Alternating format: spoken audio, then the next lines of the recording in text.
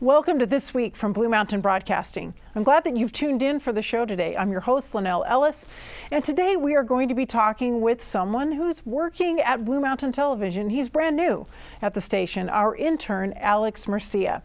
And so I look forward to sharing a little bit about Alex as we have our interview together in a few minutes.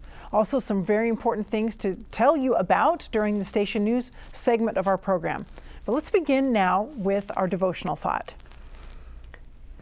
Have you ever received a letter or a card or an email that came just at the right time with words of encouragement or tender thoughts that seemed to be just what you needed to hear in that moment?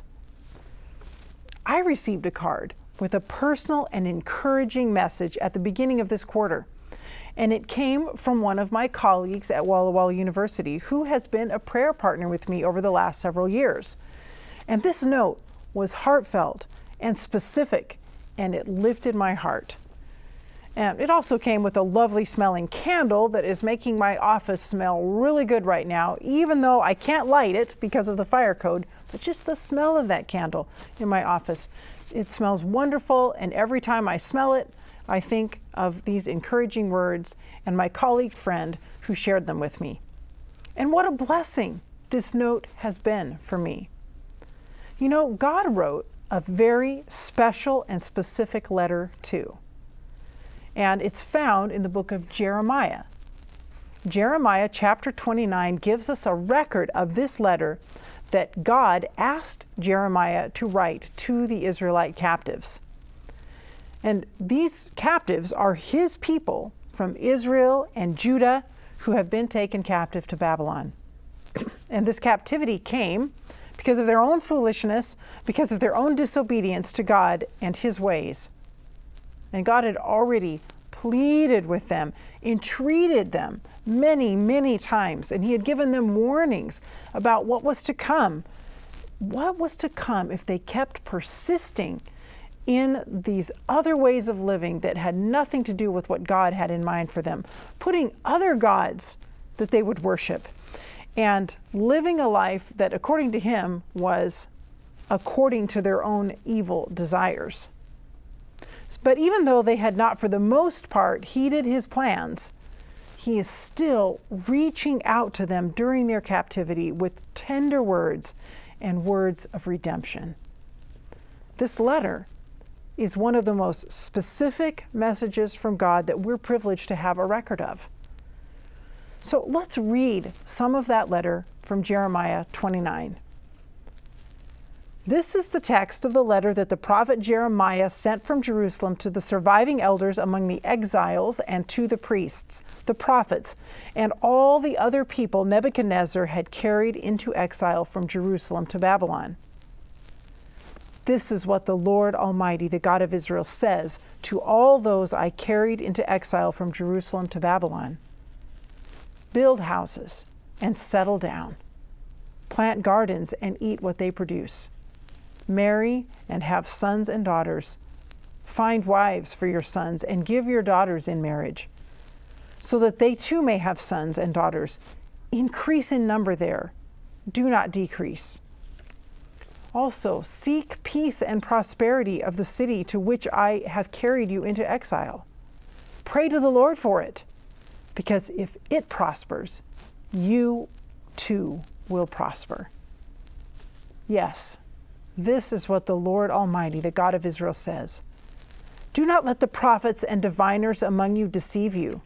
Do not listen to the dreams you encourage them to have. They are prophesying lies to you in my name. I have not sent them, declares the Lord. This is what the Lord says. When 70 years are completed for Babylon, I will come to you and fulfill my good promise to you to bring you back to this place. For I know the plans I have for you, declares the Lord. Plans to prosper you and not to harm you. Plans to give you hope and a future.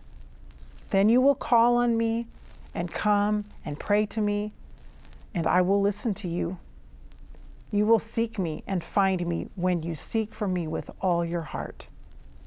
I will be found by you, declares the Lord, and will bring you back from captivity. I will gather you from all the nations and places where I have banished you, declares the Lord, and will bring you back to the place from which I carried you into exile. That's Jeremiah 29, verse 1 and verses 4 through 14. What an encouragement that letter must have been to the people who had been carried away as exiles. Yes, it did have the very specific news that they would remain exiles for 70 years. And that feels like a long time. But it's not forever. It's not even 400 years like the time that Jacob's descendants spent in Egypt. And it occurs to me that in God's timetable, it's probably just a blip, a short time out to reset the situation with his people. Have you ever given your kids a time out to just take a break and reset their attitudes? You may have even given yourself one. I know I have. Sometimes we just need a minute to readjust. But God does promise that after their 70-year captivity, things are going to get better again. He even encourages them to enjoy life as much as possible while they are in exile in Babylon. God has goodwill toward them, and he states it directly and clearly. He loves them, and he cares for them still. That's why he writes these well-known words, "For I know the plans I have for you, declares the Lord, plans to prosper you and not to harm you, plans to give you hope and a future." And we still hold on to that promise from Jeremiah 29:11 even today. God has plans for us. He gives us hope and has a completely amazing future planned for us. This week, I've taken courage from God's tender letter to the Babylonian exiles. He cared for them, and he cares for me too. May you also be encouraged. God loves you. Stay tuned. I'll be right back.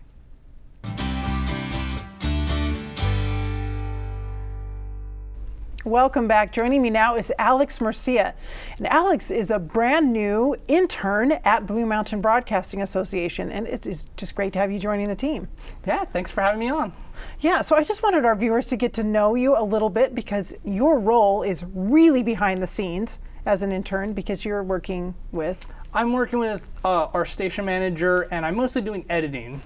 Mm-hmm. So that's taking lots of different video stuff that needs work, needs to be shortened, needs to have something added, needs to have some graphics put on it.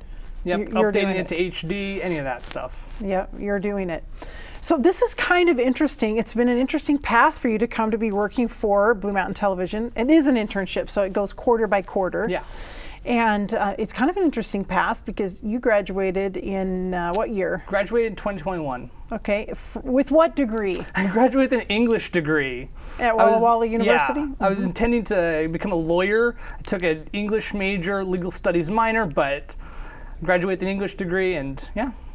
And now you've been just working in the community, and I've seen you a couple times and gone, hey, how's it going? Yeah. And then a little while back, you stopped by my office, and because you just happened to be on campus, so you were just coming by the communication department, see who's there, say hi. Figured I'd see a bunch of my old teachers. Yeah, and we started chatting, and I remembered you from Essentials of Filmmaking class, and a couple other classes you took from media law, public speaking. In keeping with my desire to be a lawyer. Yes, exactly. So you ended up having several classes in the communication area, even though you were an English major. Yeah. And so I remembered you from those classes, and we just started chatting, and I said, would you be interested in editing maybe for Blue Mountain Television? And you were. Yep. So now you're doing it. What types of projects have you been working on? So I've been working on a lot of the shows that we have. I'm taking the libraries, I'm updating them to HD, I'm shortening them so that they fit within the time slots. I'm adding captions, making sure the captions line up with the shows, stuff like that. It's really helpful, I know, because Lowell said it this morning at our staff meeting. He was like at his, or maybe it was last night at the board meeting, but he was just so grateful to have your help and have you working on these things, because it's a lot for him to handle all of it. So it's just been awesome for us. So your plans, you said you were intending to be a lawyer. Not so sure now? I decided against it in the end. I was just not too sure about it. Wanted to do something a little more creative.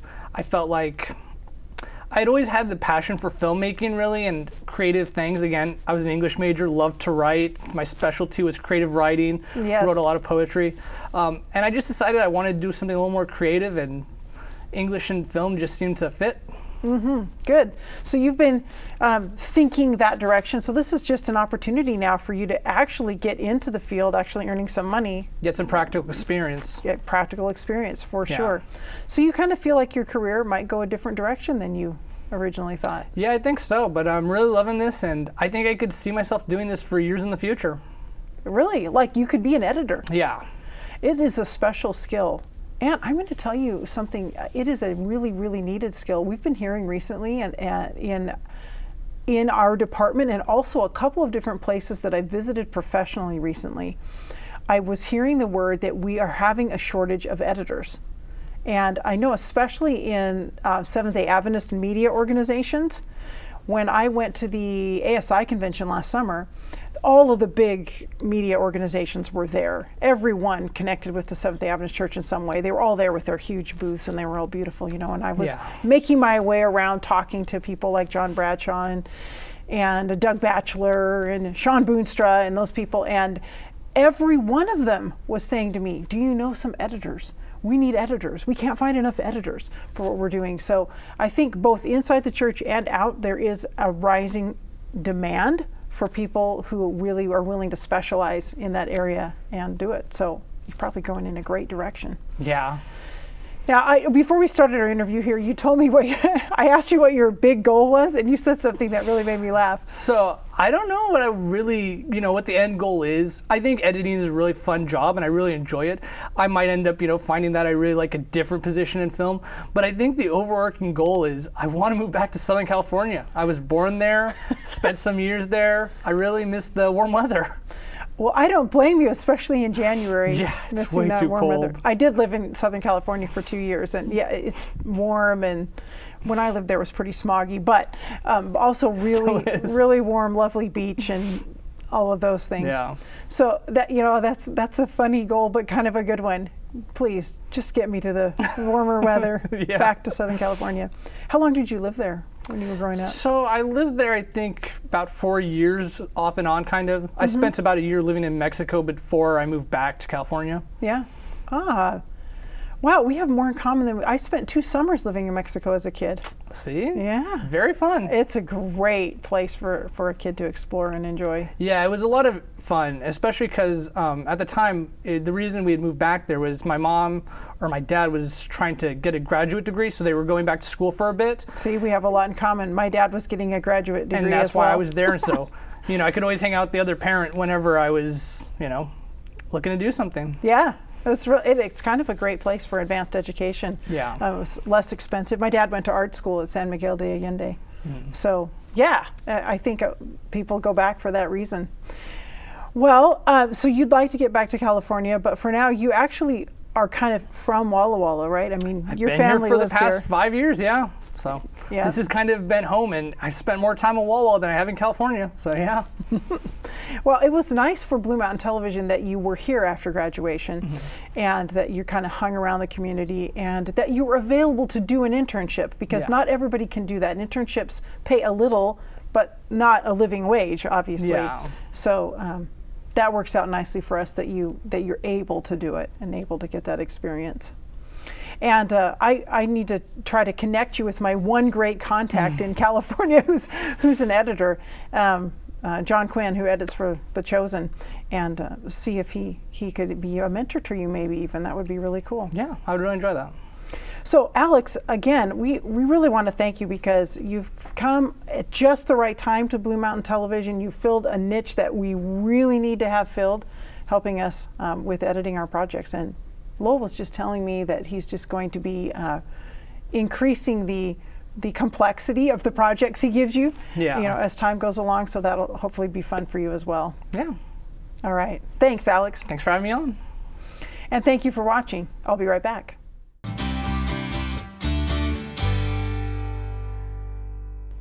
Welcome back. It's time for Station News. Let's start with the topic of programming. You know our show, Secret Life of the Desert, that we're so thrilled with and proud of here at Blue Mountain Television, produced by Daniel Biggs, Mike Denny. This show is now being broadcast outside of our area in two really neat places. One of them is Better Life TV in Grants Pass, Oregon. So they're also a television station like we are, but in the Grants Pass, Oregon area, and they are now running our show, and we're so happy to share it with them. And also on It Is Written TV, and this is an app-based system that It Is Written puts out, and they have great coverage all over the world. So it's really, really exciting to be able to share The Secret Life of the Desert with It Is Written TV as well. So just wanted you to know that there's getting to be some more exposure for this program that we're so pleased we were able to produce and create here in our valley about the deserts of the Pacific Northwest. And also, we have a really important event coming up for Blue Mountain Television that we wanted to make you aware of. You are welcome to be a part of this event, to come and join us in our prayer walk at the Wallula facility. This prayer walk is scheduled for Friday, February 3, so you want to mark your calendars for February 3 at 5:30 p.m. And we're just going to be going through the building room by room and praying for the people that will be working in that room, praying for the equipment there, the activities that will take place in each room at the Wallula facility. So I hope you can join us for our prayer walk. Again, that's February 3 at 5:30 p.m. And you also need to know that we are having more money coming in for our SOS fund, Save Our Servers Fund. This is very important as we are getting the equipment out of Sunbridge and moving it over to the facility at Wallula. And I got the update this morning, we've had over $10,000 come in to that fund. So thank you so much for what you're doing. And our board of directors voted last night at our board meeting to spend that money to go ahead and use it, and whatever more will come in as it comes in to get that equipment moved over. So we're happy to have that authorization to move forward and use those funds that you have given, and we're doing it right now. Probably as I'm recording this show, our station engineer, our chief engineer, Zach, is probably ordering some of that equipment that we need. Now, the 10 that's come in is just the very beginning of what we completely need to move over. We need to have over $200,000 to move everything over, but we can move over the most essential pieces of equipment for $25,000. And so this 10 gets us a good chunk into the most essential pieces moving over and the things that we need to purchase in order to do that. So it's a step-by-step process, and we're excited because we are moving forward with it, and we're able to begin with the most crucial, the most urgent, and move those things first. And that process has already begun thanks to that $10,000 that's already been given. Please, however, when you give to this fund, you need to very specifically mark your check or make a notation when you give the donation in some way, or send us a little letter, let us know, so that it clearly says that this is for the Save Our Servers Fund, the SOS fund, if that's what you're wanting to give toward. Of course, you may just want to be giving toward our regular operating budget, which is always in need of additional funds. And is actually, we're really low with operating budget right now, I have to tell you, straight up. And so there's some concern about that, also expressed at our board meeting last night, that we need to have more funds for that regular monthly operating budget as well. So if you just give a gift to Blue Mountain Television without marking it in any way, it certainly goes right into the operating budget.